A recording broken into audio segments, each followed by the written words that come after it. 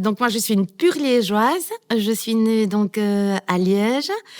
Il y a 45 ans maintenant. École secondaire générale, option latin sciences, sciences maths.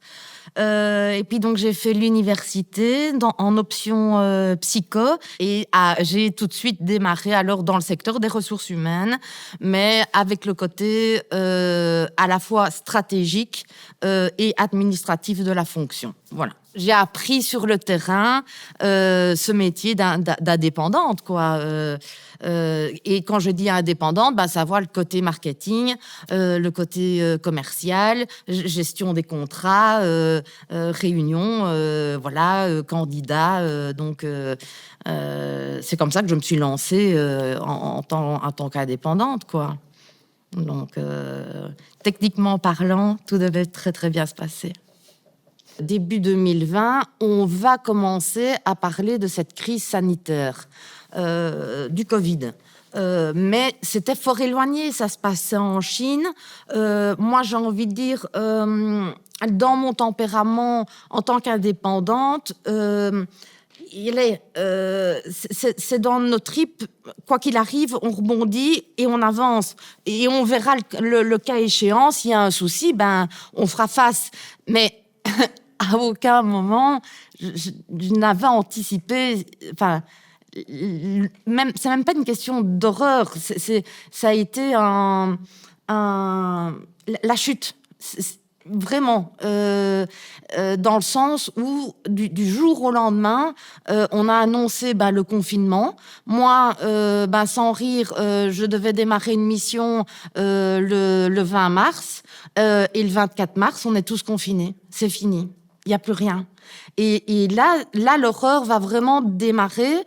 Et j'en parle avec beaucoup d'émotion et avec une part de stress traumatique quelque part.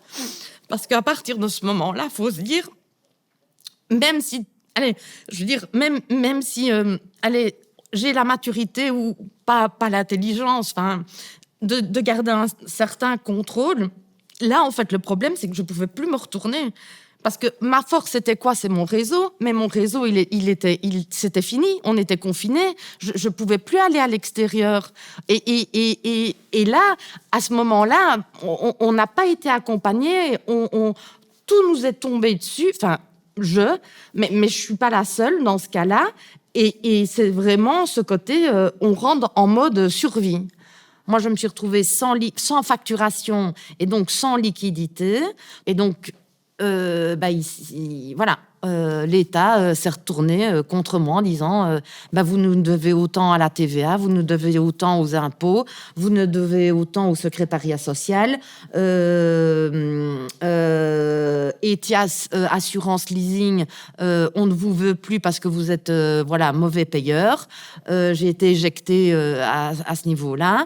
Et ING, parce que tout indépendant a un crédit. Mon compte personnel, je ne peux pas aller en négatif. Mais j'avais un crédit d'indépendant où je pouvais puiser, et les intérêts, et voilà, il n'y a rien d'autre. Et donc, j'ai pas eu d'autre choix qu'à un moment donné, c'est de me tourner vers le service de médiation de ma commune. Dans un premier temps. Et donc, en tant qu'assistante sociale, c'est elle qui, quelque part, va me sauver la vie parce qu'elle va... parce qu'on est dans une forme de brouillard mental. Il y a les choses qui s'accumulent... Des opérateurs qui menacent de vous couper l'électricité, Internet, etc. Mais laissez-nous le temps de nous retourner, quoi. On n'a réellement plus rien, quoi. Réellement plus rien. Et j'en ai fait un burn-out de toute cette violence institutionnelle qui s'est mise en route, de la part des huissiers, de la part des créanciers, de tout. Et on parle, moi, dans mon cas, d'une petite somme, c'est 15 000 €. Et c'est là que ça va devenir hallucinant, parce que j'y suis toujours. pour le moment, hein. On parle de 15 000 € sur 6 ans, quoi. Et là-dedans, mon assistante de médiation de dette m'a fait passer via une avocate. Donc un cabinet d'avocats, parce qu'à partir de ce moment-là, tous les intérêts s'arrêtent. Et aussi, l'autre avantage, c'est, si vous arrive quoi que ce soit, l'encadrement, allez, est plus ferme et structuré. Voilà. Et comme j'étais seule, l'idée, c'était de me soulager. Voilà. Mais alors, comment ça se passe? C'est hyper froid. Je veux dire, par là, vous êtes convoqué, vous racontez pour la xème fois la situation, vous ressortez là avec 3 papiers, vous savez pas trop bien ce qu'il faut faire, et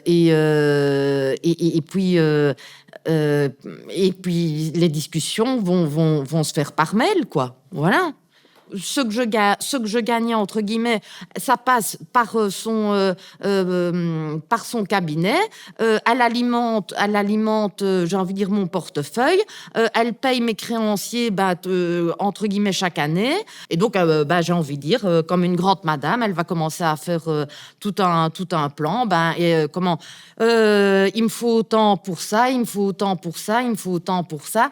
Et là-dedans, il n'y a pas de loisirs. On s'en tape de savoir si vous avez des loisirs, encore moins des vacances. Non. Vous rentrez dans un système où c'est la facturation du quotidien, se nourrir, se loger et s'habiller. Puis voilà. Bonne chance à tous. Au revoir. Et tout en sachant que c'est un service qui est payant. Le cabinet se facture les 3-4 mails. Les gens ne réfléchissent plus à la situation des personnes qui sont endettées, comme si c'était un truc complètement stigmatisé. Voilà, c'est un dossier comme un autre. Mais non. Nous, on vit avec c'est serré.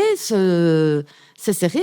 On ne sait pas se permettre d'aller boire un verre, ou on ne sait pas se permettre de faire des activités. On doit vraiment être dans l'hyper-vigilance de ce fameux compte qui doit être alimenté pour dire de survivre, quoi.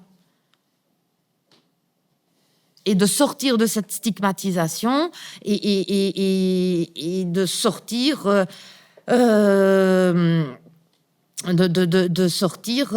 d'une forme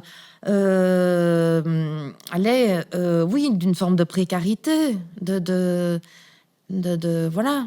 Bon, je veux dire, moi, dans mon cas, les enfants, il y a un autre... du côté de leur papa, ils travaillent tous les deux, ils partent en vacances, ils font... Voilà. Non, chez maman, si le frigo est rempli, et que les factures d'électricité, et qu'il y a de l'essence dans la voiture, c'est fait, quoi. Et l'entourage ne comprend pas nécessairement, hein. Parce que, voilà. Moi, j'ai des parents, c'est vraiment l'époque, les belles époques financières, on n'a manqué de rien du tout. Et donc, c'est encore eux ont cette image-là. Quelqu'un qui est endetté, c'est quelqu'un qui ne sait pas faire sa gestion financière. Moi, j'ai manqué de liquidité, en fait, en travaillant pour l'État, en tant qu'indépendante, en me vendant l'entrepreneuriat féminin comme l'Eldorado. Ça pousse à la pauvreté.